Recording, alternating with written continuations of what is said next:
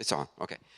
So I will talk about some of the visualization tools that we are using at the Water Institute here for two purposes. One is to communicate across disciplines, and one is to do our best to communicate between the scientists and the engineers and the public in general. The way I think about visualization is it's a language, if you will, to help us communicate across the different disciplines. A lot of people, even if they are highly educated, they have their own terminology, they have their own language, and we cannot communicate across. So the visuals, the images, the animations, the graphics can be a way that we can actually communicate and help each other to understand the language a little bit better. So that's how I think about visualization tools in general. So I will show a series of animations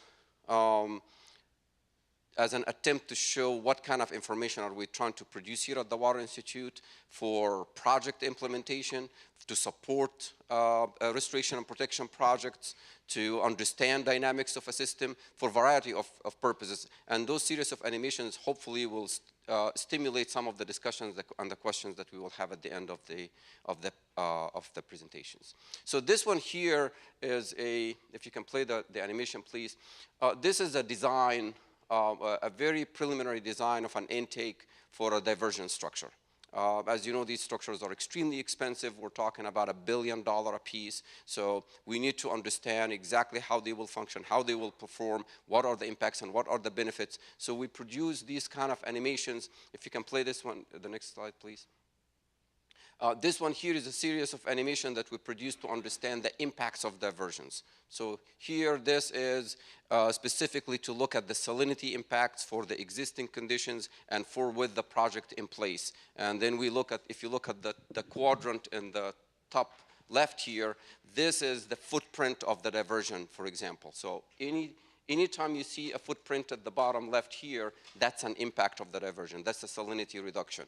Now, whether that impact is positive or negative, that is for other people to look at and evaluate what will happen if we freshen that system. So it's a mechanism and way for us to communicate the information. And you can see at the top right here, that is the diversion operating or not. So it's a tool for us to communicate impacts, to quantify it, and to try to understand if we can live with it. If not, how can we mitigate? Or maybe adjust the design to reduce that kind of impact. This one here is adding a little additional dimension of it. Actually, those little dots in here, those are dolphins. So each one of them is a dolphin tagged and swimming in that water. So we overlay those dolphin movement on top of the salinity, so we can understand the dynamics between their behavior and the salinity. And this is for during the year of 2011. There is no diversion in there added to that animation. So this is just exactly existing conditions, so we can visually see the movement of these animals and try to understand their behavior. Without getting into the technical details, that tagging for that year was not designed to necessarily reflect their response to salinity. It was actually to reflect the response to the oil spill. But they redid that effort again in 2017 to actually capture their response to salinity. But still the point is that we can actually produce visuals that can help us understand the impact of a restoration project on the dolphin, because it is important for us to build land, but it's also important for us to understand the impacts on different aspects of that history. We can also use models and visuals to look back in time or look forward to understand what are the landscape will look like for years to come. So this one is one of the outputs for the master plan. And as you can see, due to subsidence, sea level rise, land loss mechanisms in general, how much land we will potentially lose. There are different scenarios because we can assume different scenarios of sea level rise, subsidence, changes to the rainfall, changes to the sediment input to the system. We can actually get an idea about what are the possibilities, what are the plausible scenarios in the future, and see what we can do about it. So this is, again, a visual to help us see that. 50 years. This is another visual that will help us to see actually what kind of land we can build. So this is at the outfall of the proposed sediment diversion at Mid-Barrett area, and for the very first, only for 10 years. So this is how much land we will build in 10 years. And you can see actually there is a substantial amount of land that got built in there. So it gives us an idea also about where are we going to build. Is the performance going to be sustained over time? Is the performance will diminish over time? So that's a way for us to communicate that output. Again, you're playing it again. Next. Okay, this is a really good combination here between numerical models and physical model. Right across the street, this is the LSU River Center. We can actually project numerical model output right on top of the physical model. And you can see, actually, I'm sitting right there talking and having a conversation with one of CPRA's project managers, talking about the land building and having a conversation about that. So it's actually a really good place to understand dynamics and to have conversations and to do this communication. They are constantly giving talks and outreach activities from K-1 through 12 to legislators, to politicians, to general public. It's really an excellent outlet to convey the science that is being done at LSU, at the Water Center, at the Water Institute, at CPRA in general. So it's really a good hub and a reflection of what the water campus is really about. And the next are just different ways that we actually projected. This is the Louisiana map and the land loss map projected on top of that physical model.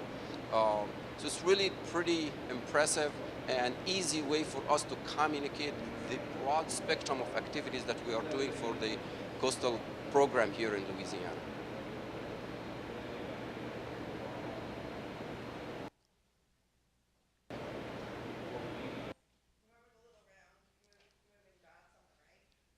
Those were projects. So they were projects, and I'm sorry that I'm scrolling through just to be respectful of time, but we can play it again. These were projects on the landscape, so they were scrolling to place them exactly where they were built. And these are just series of images, again, showing the physical model and how it can be used to convey the science that is being done.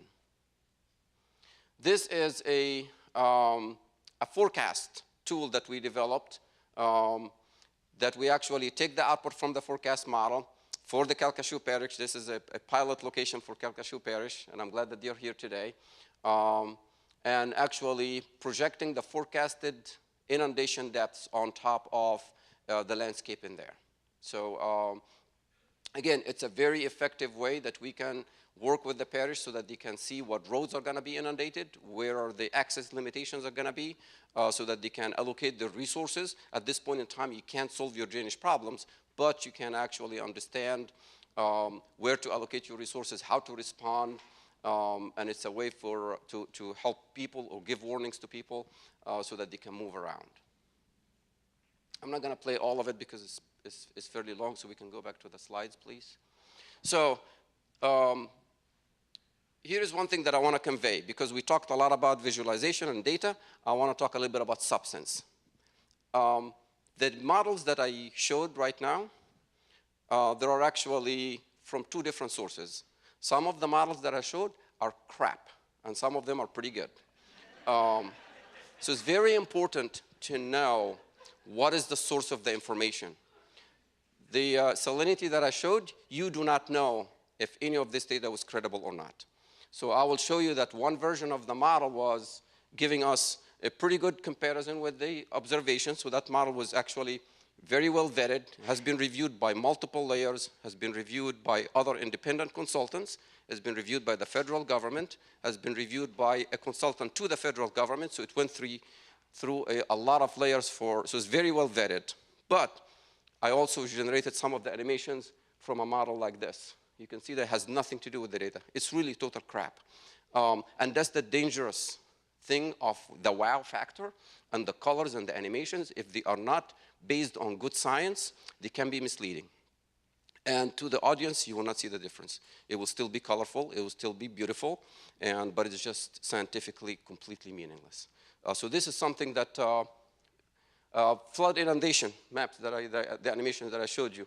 There are several feet of error in the model.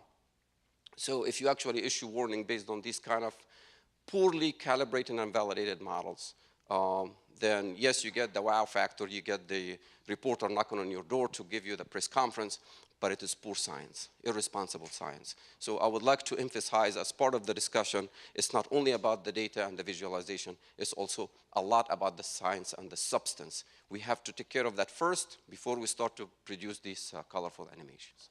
And with that, I will close. Thank you.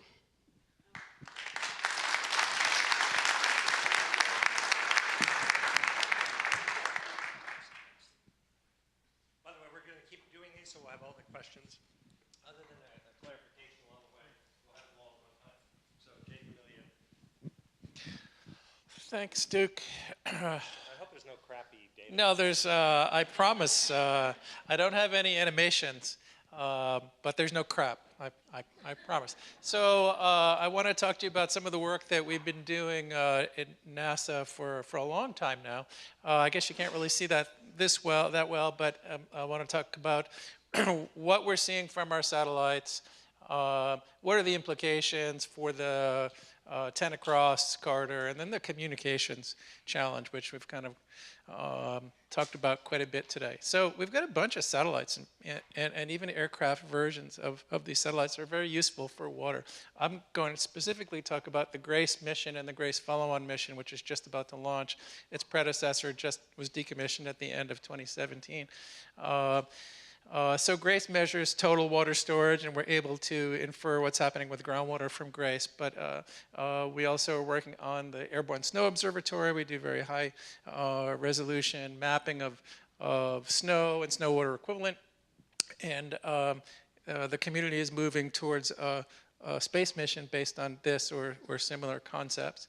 SWOT is a surface water and ocean topography mission, so certainly relevant to being in Baton Rouge. SWOT will be measuring, launch actually it's 2021. Our missions just, the launch days just slip and slip and slip.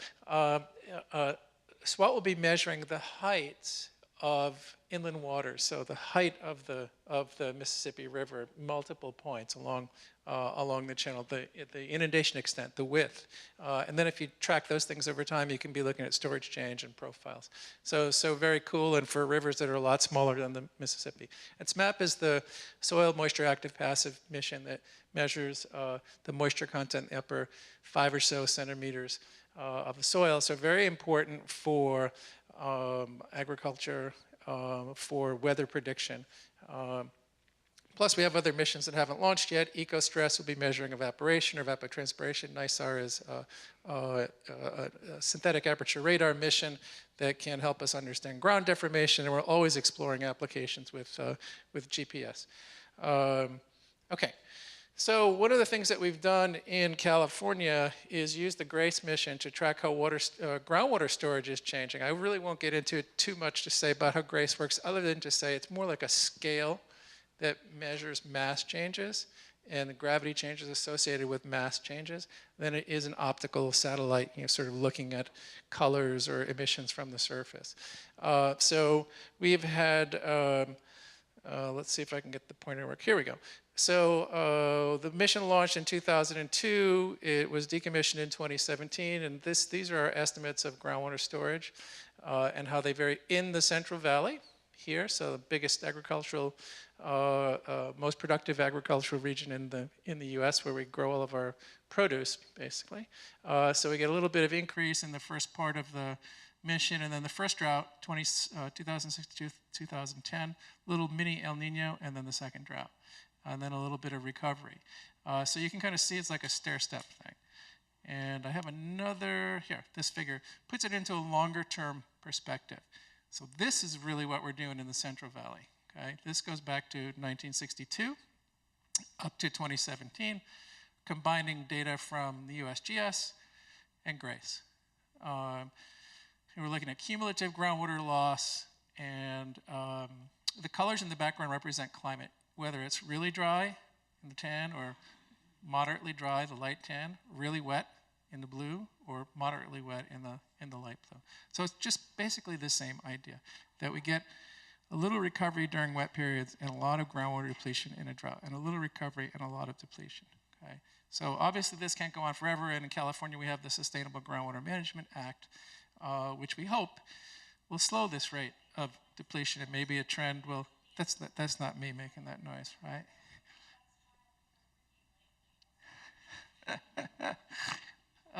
Okay, anyway, comic interlude. So we hope to change that, right, that slope, to lessen that slope with the Sustainable Groundwater Management Act. Okay, so subsidence. Whoa, so I didn't realize that subsidence was happening in New Orleans. This is a classic picture from the USGS in the Central Valley, in the middle part of the valley called the San Joaquin Valley. And this is Joe Poland, famous USGS scientist, standing next to a telephone pole in 1977, but has notations here, markers for where the ground was in 1925 and in 1955. So, you know, we like to say subsidence happens. It's like the deflation of a tire, you know, in a simple way, it's like a tire deflating. It happens where we have clay minerals in our aquifers because the clay minerals are flat. And when you pull the water out, they sort of stack up on top of each other. It was happening in the last phase of the drought at the fastest rates ever. And of course, anything that's on top of that is at risk, right? So canals, aqueducts, roads, any kind of lifeline structures. So these are some radar images. These are not actually grace. Radar images from my colleague Tom Farr at JPL showing, this is an area, I'm not sure I had the, no, I didn't have the location. The location is just east of the Bay Area. It's around UC Merced, so we're in the valley. That's an area that's heavily pumped. And these are the subsidence rates in the first phase of the drought. Not that great. I mean, still significant, a few inches per year. But then in the real peak drought, you know, we're up to about 1.5 feet per year. And then when this was up, which is a lot, right? Think about that. And then when this was updated for 2015 and 2016, more like 2 feet per year. And in some places more, right? So about 25% of the Central Valley is susceptible. Oh, there it is, sorry. That's the region. So about 25% of the valley is susceptible because that's where the clay minerals are. Okay, so really that's, you know, when we Photoshop Joe Poland here, right? We go from that to that. So in terms of communication, I think this sort of thing goes a long way. As does this, although this looks terrible here. When you see it, you know, the actual hard copy of this, or you see it online, it's a very simple graphic that shows going from green to yellow to red, how during this period of the grace data, overall in California, we've been losing a lot of water, and most of it's coming from groundwater. Colorado River Basin, we were talking about that this morning, and so the problems of groundwater depletion are not isolated to California by any means. They're really happening all over the world. But in the Colorado River Basin, we did a similar study to the California study where we looked at what GRACE was telling us. The GRACE data tell us the total amount of change. All of the snow, surface water, soil, moisture, groundwater together. So you're seeing the ups and downs in the upper right. You're seeing the wet season, dry season from about 2005 to 2014. And we did a lot of research to pull apart the signal and figure out how much was surface water and how much was groundwater. And the red line is basically just the sum of Lake Powell and Lake Mead, right, which we manage pretty well and keep an eye on. And the blue is the groundwater, which we don't manage as well and don't really keep an eye on. So we see that it's disappearing at a rate of about 6 or 7 to 1. So we don't talk much about groundwater in any sort of interstate or interbasin way, and we probably need to. So this, I think, is important for this conference. So this was just published today. This was just published 2 hours ago. So it's literally hot off the press. This is a map from GRACE that shows the trends in total water storage, how they've changed over the lifetime of the mission, or almost the whole lifetime, from 2002 to 2016. The blues are gaining, the reds are losing. Okay, so we see very clear west to east line, right? And upper half is getting wetter, and lower half is getting drier. Here's the I-10, and here's the Central Valley, and here's the greater Ogallala, right, High Plains area. So serious groundwater depletion in both places. These are our two big food-producing regions, right? Grains here, produce here. And it's not limited to just those two spots. And we've seen problems in the southeast with, Georgia, Florida. You guys know better than I do. Tennessee. That's total. Yeah. But it's being driven, at least in these places, by groundwater. And so I won't talk too much about this. This is the global map that was really the focus of the paper that was just published. So we're not alone. These are all of these red spots are aquifers. So it's not a problem that's unique to California or to the High Plains. So some implications, we can talk about all this stuff, and we have been talking about it. Global change and sea level rise, water availability, obviously the southern half of the country is getting drier.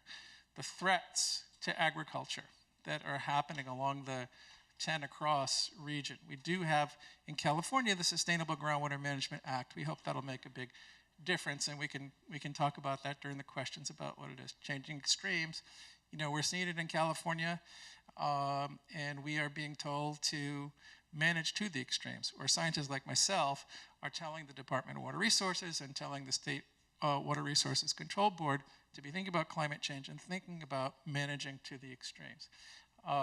Cape Town example, day zero is a real possibility with climate change when climate change and changing extremes are ignored, right? So it's very difficult to plan for a crisis during a crisis, and we tend to maybe overbuild, but this is happening. So Duke was saying this morning, and I ended up using your no excuses comment as, I appropriated it.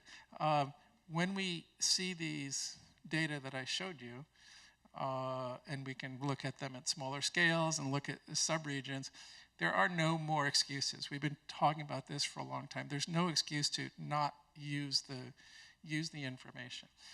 So, right, we obviously know about risk to infrastructure, and the LA experience, I think, really demonstrated, the 2011 to 2015 drought, I think really showed how a community, a big city like LA, could come together and conserve a lot of water.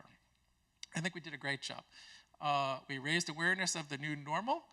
That did provide the opportunities to get the Sustainable Groundwater Management Act passed, and we have these tunnels that we can talk about that are being actively discussed in California, but it didn't really change the agricultural practice, and that's where we use all the water. Okay, so I think that cities are sustainable. I think we're going to have issues, looking at these maps. Unless we take a lot of action, we're going to have issues with food production. Okay, communications challenge. Well, I won't show you my slides because they're very academic, but I will say, and they're really geared towards an academic audience, like get your professor to communicate better. But it's difficult, I think, to get that message out, and it's a message of, there's a strong human fingerprint on changing water availability. We're seeing groundwater depletion happening and changes in total water storage happening, across let's just focus on the across 10 across corridor. We're seeing them happen. And Duke was talking about, asked the question this morning about the scope, and how do you decide what sort of piece of the problem to chomp on. And when you look at that national map, you realize it's a national scale problem. But yet we don't really have anyone to communicate to, any body, I think, that can help at the national scale, because we don't deal with water nationally. But we can go into a big aquifer system or a big river basin. We were also talking about universities this morning. A couple of things I wanted to point out. One, the academic conferences are actually good, sort of organizing organization. So I went to a Southeast Conference water conference. It wasn't a football game. It was a water conference at Mississippi State. And I thought it was a great idea. And then there's also the consortium of universities for the advancement of hydrologic sciences, Incorporated, QUASI, which is another group that you could work on. So, just to communicate, the communications challenge, it's challenging, and the messenger can often get shot when the message is difficult. But we keep trying. So keep doing as a researcher, keep doing the peer-reviewed research. That's our calling card. And then try to communicate it to elected officials and try to get decision makers to look at our data and include it in their decision-making stream. And that's probably where we draw the line. So that's it. Thank you.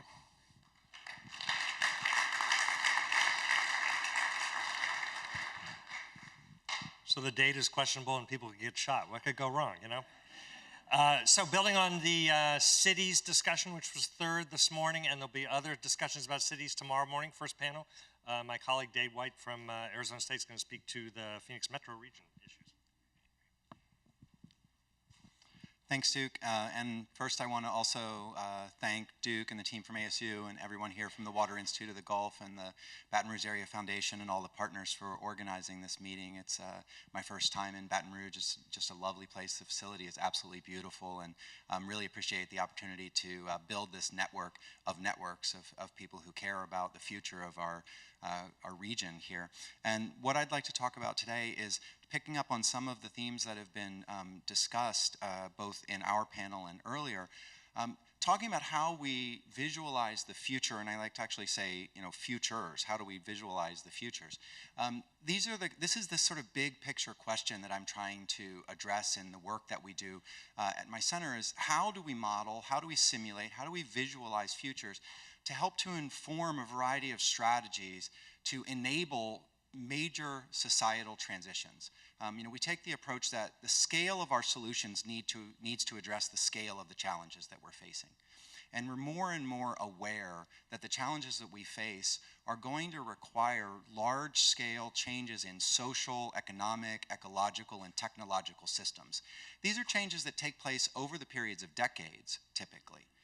And so how do we create a system of changes that include both incremental improvements that are always ongoing, right? And we've heard many of the kinds of strategies that cities across the 10X corridor have been implementing. So including those incremental strategies, but scaling those strategies up and increasing the pace of innovation to address the kinds of changes and the issues that we face.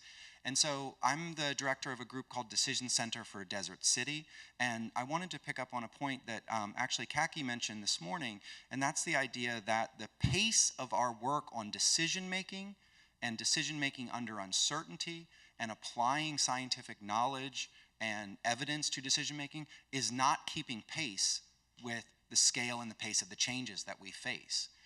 And so we're fortunate that the National Science Foundation has invested significant resources into our center and other centers around the country to enable exactly this kind of work. How do we improve the decisions that we're making? And one of the 5 points that I'd like to make in my presentation is that models and visualizations can help us to build capacity for decision making and collaboration and advance knowledge and apply decision science principles to these environmental challenges that we face. Now, how do we do that? The second point that I'd like to make is that these models and visualizations need to be cooperatively developed. They need to be co-created by scientists and other stakeholders to ensure that they meet 3 primary criteria. That they're credible, meaning they use the best available science and information. As both of the earlier panelists have mentioned, the data can be of differing quality, the models can be of different quality, so we need to ensure that the models and the data are of high scientific credibility. Right? But we also need to ensure that they're salient or relevant to decision-making needs. Right? Because if the model geography doesn't fit the decision-making or institutional geography, then the results of your work can be of little utility to the people who are actually implementing plans and developing processes. So we need to think about maximizing the salience as well as the legitimacy right? And so the legitimacy refers to the perception that the models, the simulations, and the visualizations are free from bias, right? And that they're respective of a variety of perspectives of the different stakeholders. So whenever we create our visualizations and models, we try to maximize those three principles: credibility, salience, and legitimacy. And this is a picture of our decision theater at Arizona State University. It's one of a network of such facilities that we have, including in Washington, D.C., and at other universities around the world, including at UNAM in Mexico, and 2 universities in China. And it's a growing network of facilities that are used to enable this kind of collaboration.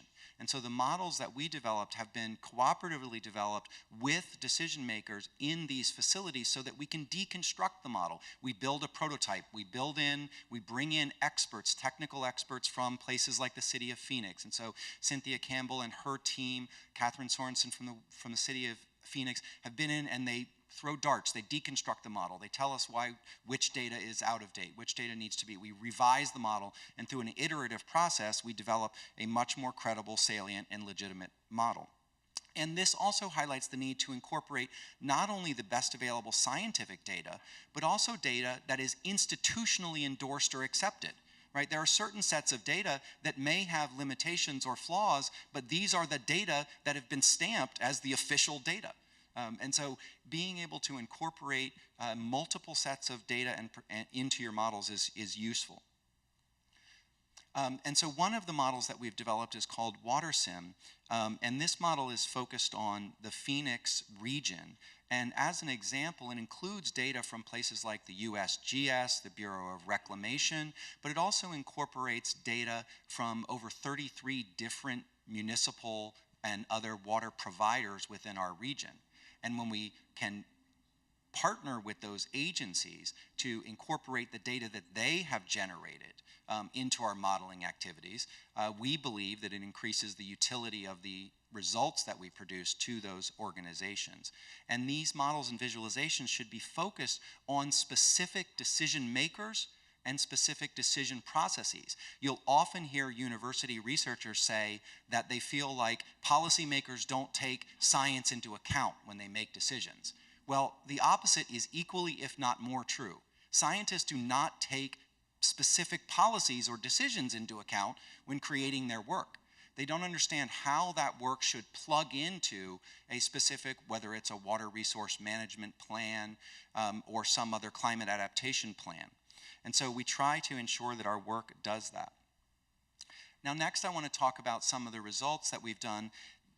This next point or principle is that these models and simulations can help us to change the paradigm from one of predict and plan to one of anticipate and adapt. And my colleague Ray Quay, who's a research professional with DCDC, has written significantly in the planning literature about this notion that models and simulations and these kinds of visualizations, especially combined with advanced scenario planning analysis, can help us to avoid the idea of predicting a singular future and trying to plan to meet that particular future, but rather anticipating the range of plausible futures, right? Not all futures, but the range of plausible futures, and helping to develop policies and strategies that would be robust against that full range of outcomes, and then through adaptive management principles, learning and applying that knowledge over time. And we've also developed visualizations that help us to look at, for instance, ensembles of thousands or tens of thousands of simulations to be able to explore the uncertainty that exists within these projections. One other example is from work that we've done with the Pacific Northwest National Laboratory with their GCAM, which is a global climate assessment model, which is one of a class of integrated assessment models. And what this visualization is showing us is the way to use graphics to explore statistical differences in the suite of scenarios that comes out from the results of those simulations. And we can talk more about the details of this in the question and answer. The next point I want to make, and the final point, is that models and visualizations can help us to build capacity for citizens, including young people, to be able to think about the future and deal with complexity and trade-offs. humans are particularly bad at thinking about the future, and we're not very good at cognitively at thinking through complex systems and trade-offs. So working with the Smithsonian Institution, Ray and our team at DCDC developed a version of our water sim model that will run at the state level and is traveling with the Smithsonian through something called the Museum on Main Street, which brings Smithsonian exhibitions to the states, particularly rural areas of the state. And this exhibit has traveled across the United States over the last several years, and we're fortunate through the support of the Arizona Community Foundation, and Steve and his team are here, through their support to be able to focus our next efforts on Arizona specifically, and we've developed a game version of our model that's targeting middle school age youth, and this allows them to use a sophisticated research quality model, but with a game-based interface to help to try to solve the problems of water balances in Arizona in this particular example, and look at the implications of different choices that they may make in terms of trying to be the water manager themselves, and how that would affect the various different outcomes that we care about in terms of economic growth and development, environmental sustainability, groundwater sustainability, and the students are able to learn based on the specific region of the state in which they live. And so we believe that this will help to build the capacity among young people to think in computationally and mathematically advanced ways. And so finally, the take-home point that I'd like to leave you with is simply that co-producing these kinds of tools along with the stakeholders enhances the likelihood that these tools will be not only scientifically credible, but also solutions-oriented and relevant to a diverse set of perspectives. Thank you.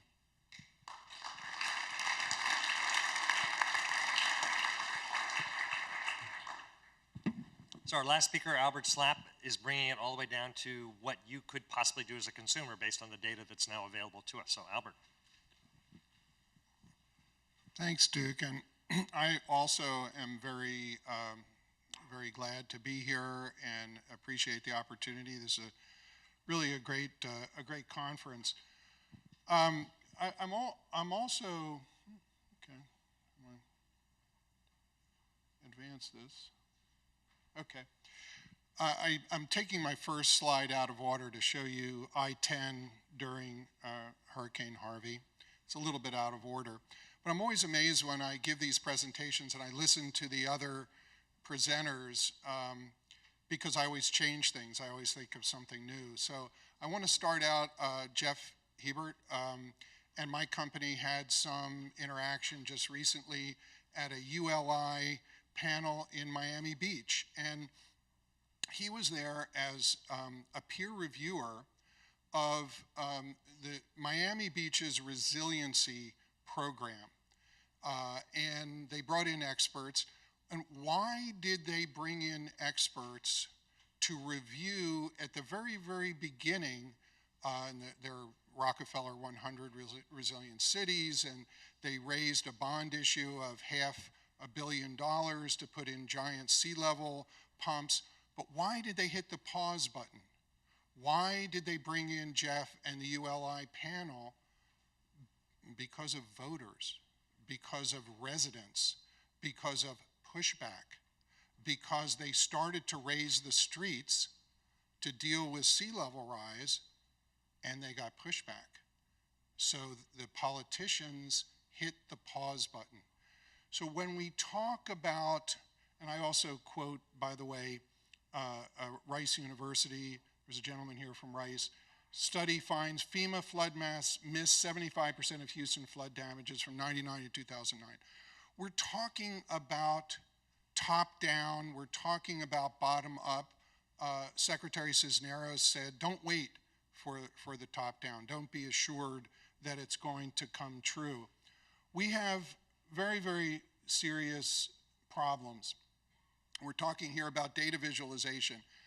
We're talking about how do we talk to decision makers? How do scientists talk to each other? How do scientists talk to decision makers? But who are the decision makers? The voters, the residents, the consumers, the small businesses can put the pause button on any project that the data scientists and the politicians come up with. So we're talking about how to communicate, but this couple looking at the house, do I buy it? Do I don't buy it? Do I sell it? Is it time to sell? Is a sea level rise happening in my neighborhood? So I should sell now to capitalize on my investment? Do I protect it? How would I protect it? And should I insure it? 200,000 homes in the Houston area, whether that's 10% or not, it's a lot of homes. 200,000 homes flooded without flood insurance. 85% of them didn't have flood insurance because they were in FEMA X zones. Oh, I'm in an X zone, 500-year flood zone. Who can even think about 100-year, 500-year? That whole paradigm is broken. It just doesn't make any sense. So I came up with this slide. Resilience is U-shaped. Resilience is U-shaped. Yes, you have the city government, big infrastructure, multi-billion-dollar this, stormwater, whatever, seawalls. But think about this. Resilient buildings make a resilient city. Resilient homes make a resilient neighborhood. How are we going to coordinate and orchestrate resilience if people in this room really think that everything is going to be decided at the top-down level, sitting in decision theaters, with all due respect to the previous speaker? It's not true. We have to get into people's heads at the neighborhood level that they need insurance. Now, there was, or let's just take the climate, there are people here, CROs. We love the Rockefeller 100 Resilient Cities program. This is the gold standard. This was the Boston plan.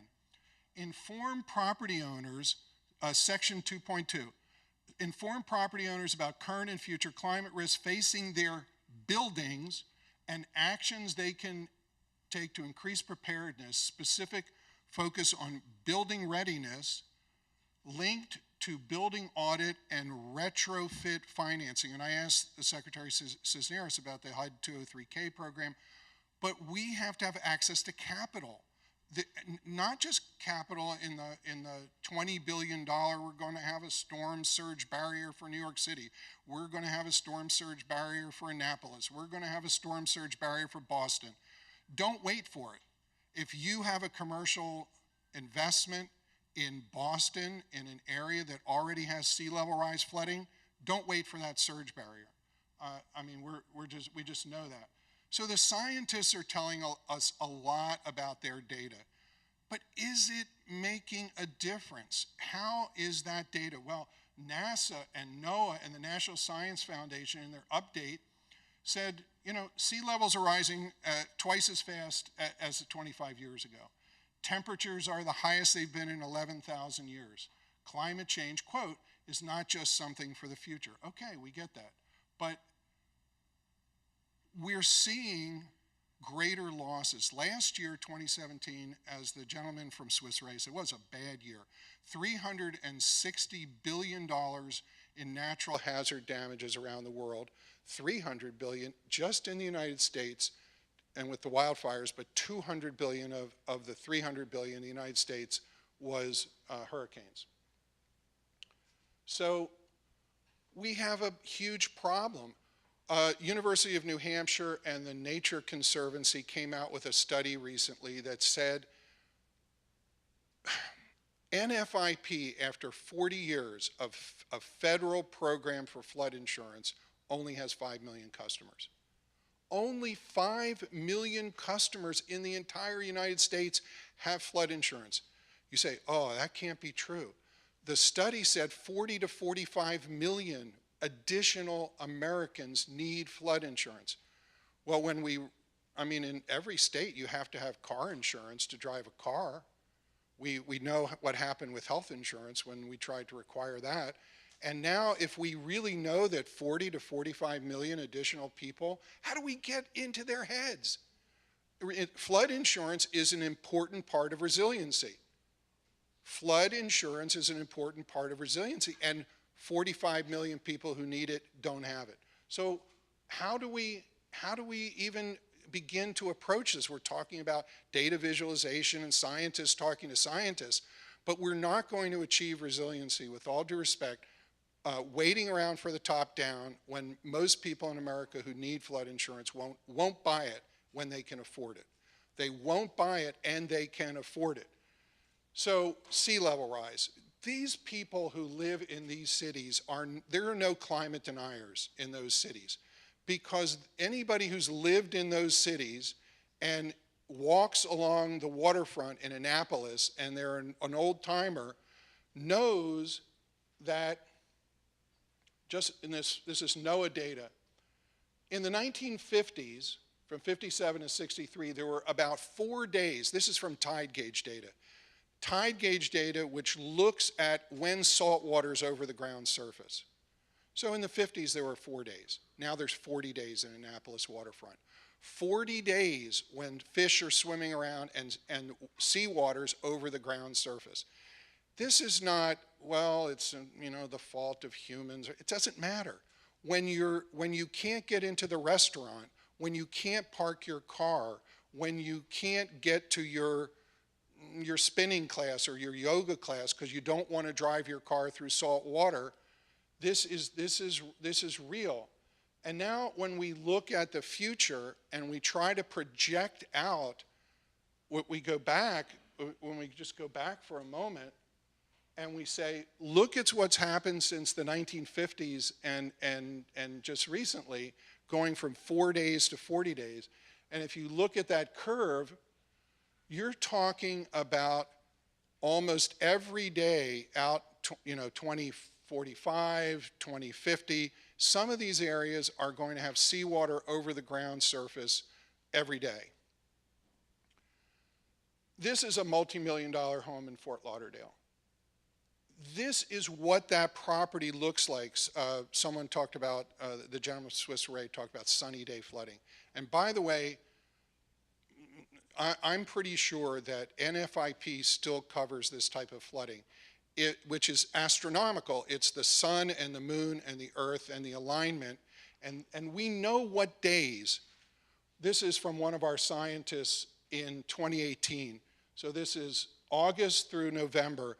Those are the days that we know when seawater is going to be above the ground surface. We already know this. So these are types of data visualizations, but I got to tell you, it's really hard to get people to get in their heads and to get them to take action. So here, this property is having this on the king tide days. But look at those dates from August to November. They overlap with the Atlantic hurricane season. So if that's your home and you want to sell it or you want to figure out what to do with it, if you do get hit by a hurricane at high tide, would you think you're in better shape or worse shape if you have that type of low elevation king tide effects? So this is already affecting the housing market, the appreciation. This is the Wall Street Journal, April 20th.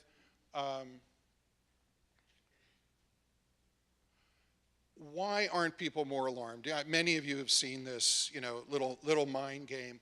If you have a large pond, you see Kermit the Frog, he's not perturbed about this because he lives under a lily pad.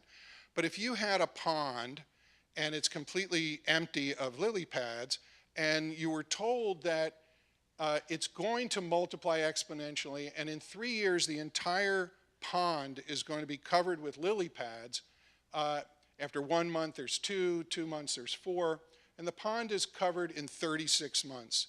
And so most people, not the scientists in this room, would say, if you ask them, when is the pond half full of lily pads? And most people would say, well, it's 18 months, it's half, and then it's gonna be half full. But the truth is, in the exponential world, it's in the 35th month. So in the 36 months, in that month, it's doubling. And if that's truly the trajectory, And I put some Moore's Law and change in global mean sea level and king tide flooding days, and I put these together to show you that if these curves continue without us taking appropriate action, that these coastal communities are in really deep trouble.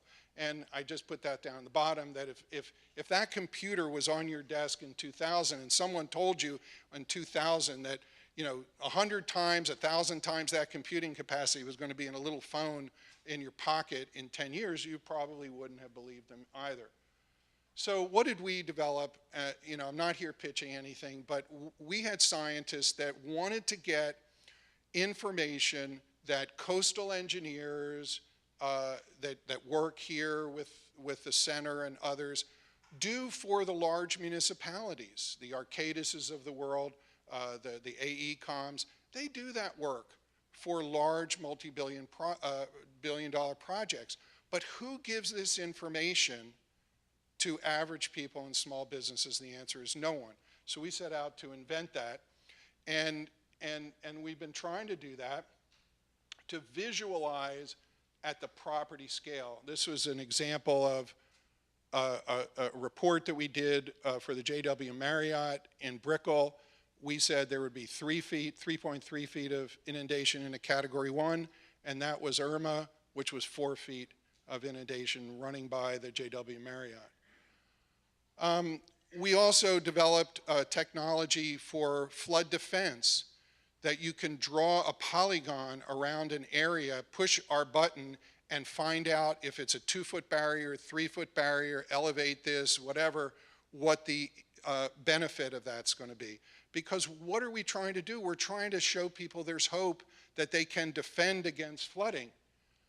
Well, I've just got 2 more slides. What is effective? What is going to be effective to get people to change behaviors? So here is a visualization. We're going to try to do this in augmented reality. There's 6.8 billion GPS-enabled smartphones in the world today. What if we could put not only the risk of flooding and storms, heavy rainfall, storm surge, tide flooding, what have you, on the smartphone, but then update that as weather is incoming. So again, we're kind of out there trying to, think about data visualization and think about how we're going to get into people's heads to change behaviors in a positive way. Thank you very much.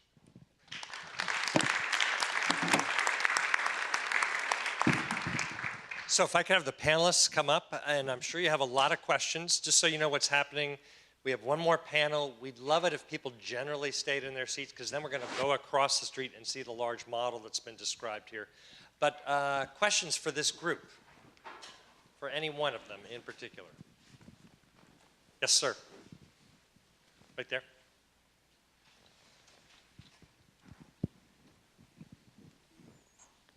So my question, I guess, can be answered by anybody up on the panel, but it's specifically targeted to the last presentation around communicating flood risk and behavior change when it comes to insurance, which is a very serious thing that we are looking at in the coastal environment. So I'm Ryan Mast. I'm the director of the Resilience Office for the City of New Orleans, and we're doing a lot of work around trying to increase the coverage rates within the city.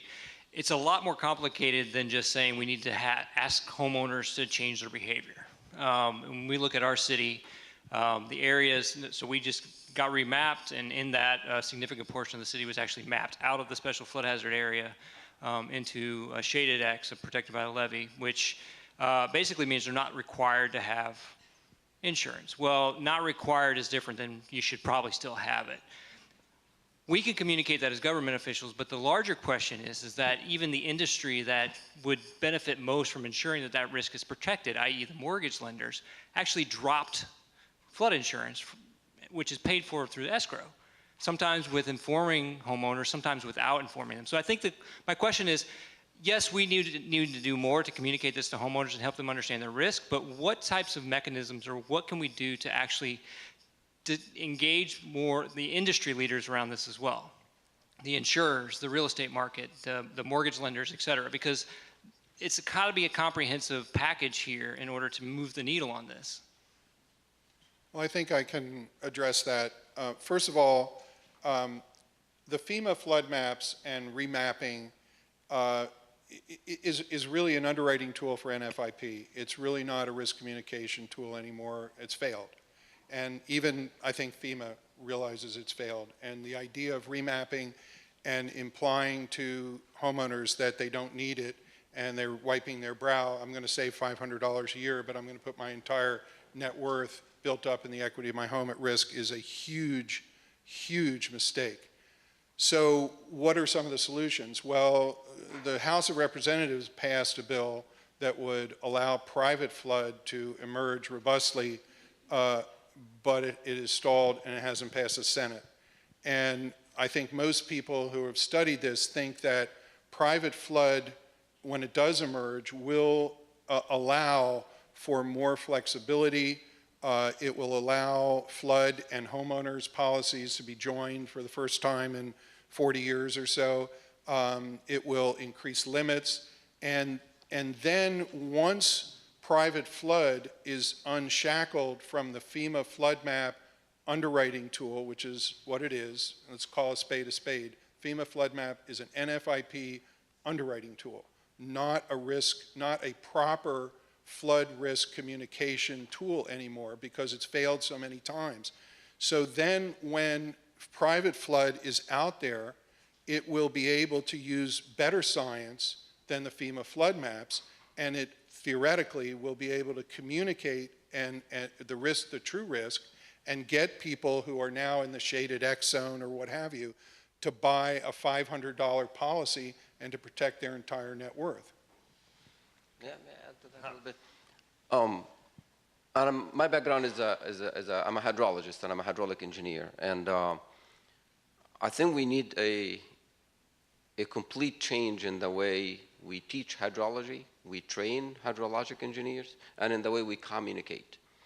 I find that we are the only branch of science and engineering that require the public to be highly educated in our field so that they can understand our language. And I'll give you a couple examples. I'm not trying to be funny at all, but imagine that you are in front, before you get into an elevator, and you will find a sign in it giving you that there is 1% chance that this elevator will fail if you get in it if your weight is more than such and such. There's no such a thing. You'll get into the elevator and you will find that the capacity is 12 persons or X number of pounds, and you either get in it or you don't get in it. If you're crossing a bridge, there is no statistical analysis in front of it that tell you what's the 1% chance and what's the 5% chance and what is. You don't need a PhD in statistics to cross a bridge or get into an elevator, except FEMA maps. That it's actually not a risk map. It is when you are shaded, you are going to flood, like any human being will look at it who's not trained, will look at it and says, I'm going to buy my house in this area because it is white. It's not going to flood. I don't care if you're going to tell me and give me a lesson about the 1% chance and the 5% chance and this and that. It is very difficult for the public to accept and understand that. That's why a lot of people don't buy insurance. That's why a lot of people don't buy insurance, because they bought their house not in a flood zone. Not in a flood zone. That's what it means. Not in a flood zone. That means that I don't flood.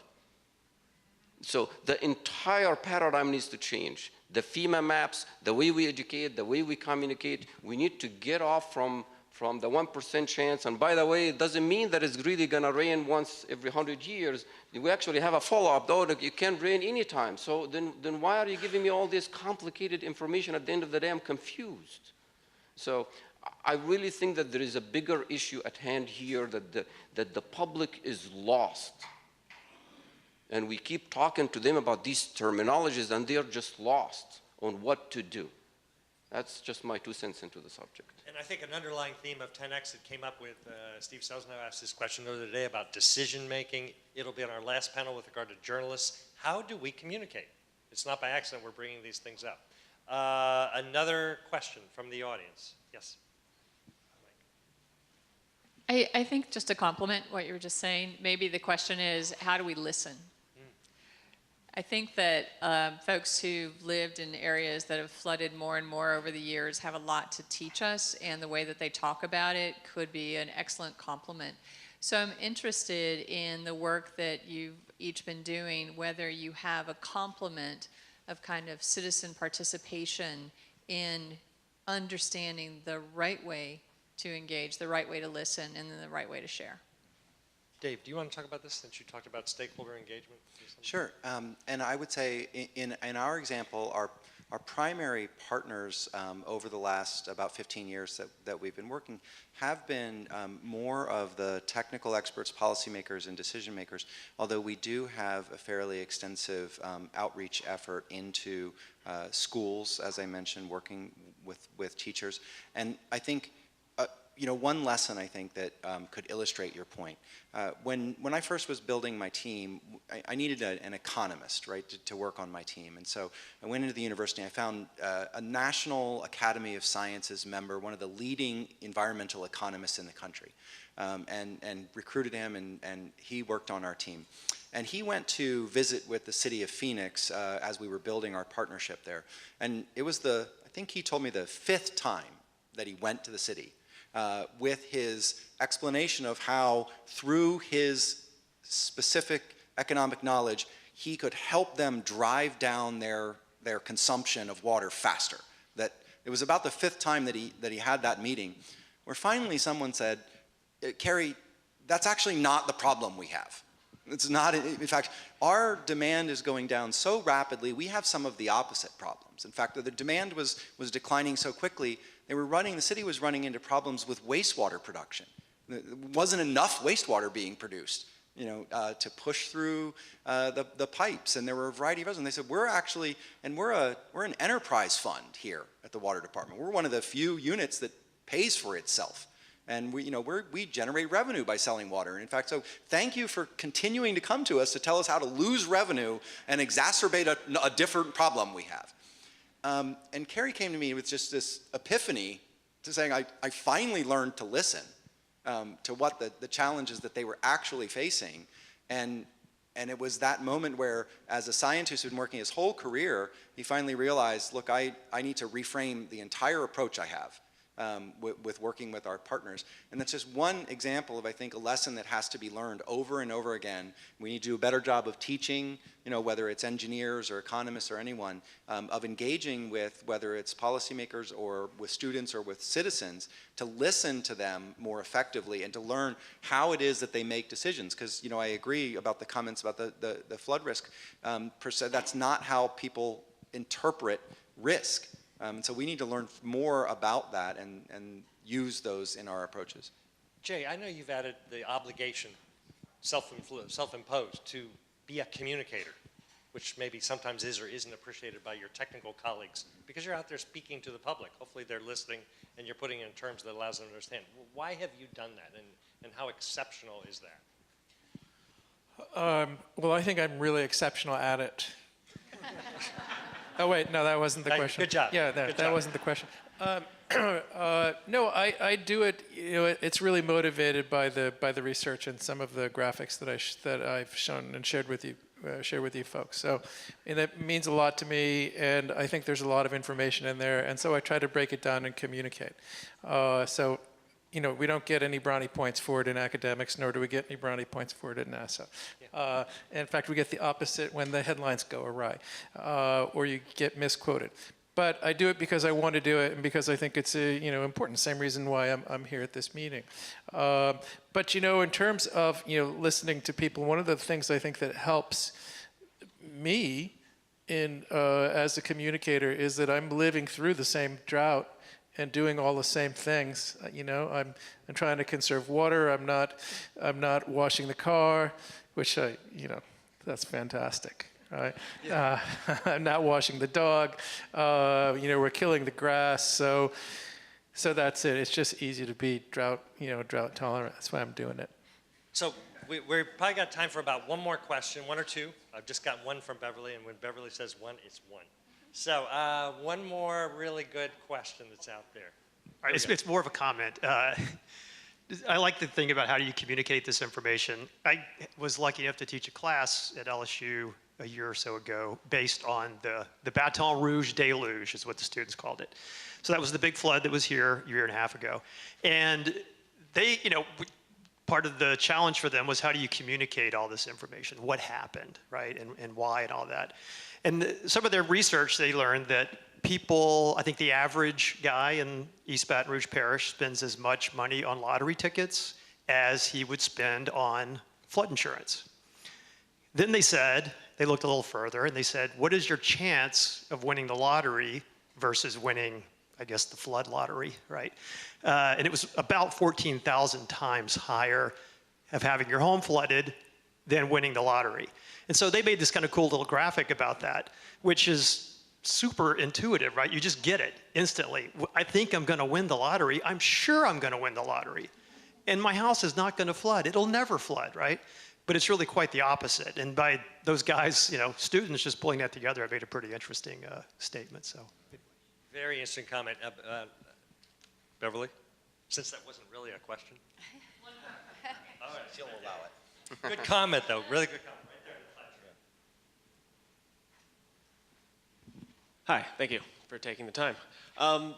So I appreciate the last gentleman's talk on how, we need to, it's not just communicating, right? It's getting people to change their behavior. So we have lots of people talking about different ways of presenting data. We had this great example of the deluge, the flood. We talk about bottom-up approach, but from a bottom-up approach requires people to change their behavior. And we all, or at least I think a lot of us in here, science is a rational approach to a problem, right? And so we're taking rational data and we're presenting it to people and we're assuming that because they see that this is a good model, it's good data, this is rational, we're assuming people are going to be rational actors. But there's a reason Richard Thaler won the Nobel in economics, right? We are not rational actors, we make terrible decisions. So how do we get those incentives, right, to truly get a bottom-up approach to change? I think there is an answer to that, and I think that we do need to throw out the whole FEMA flood map paradigm and start all over again and communicate risk in a different way, in different ways.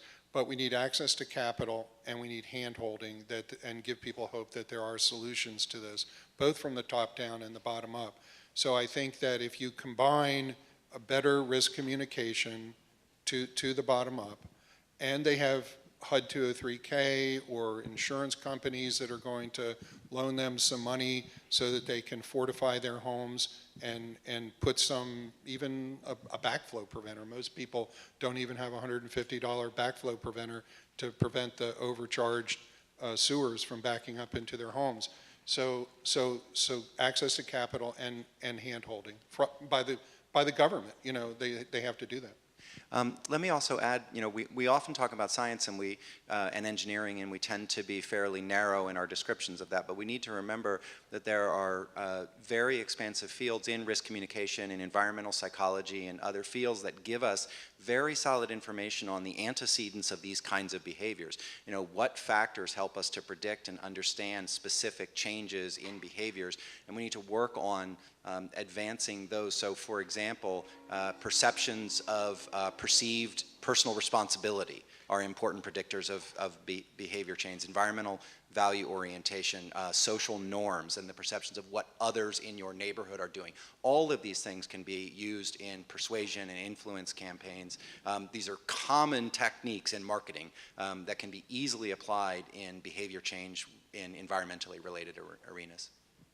So before we thank the panel, I just want to remind you, let's generally stay in the room. We'll have one more panel before you see the extraordinary model that Ehab gave you a suggestion about just across the street.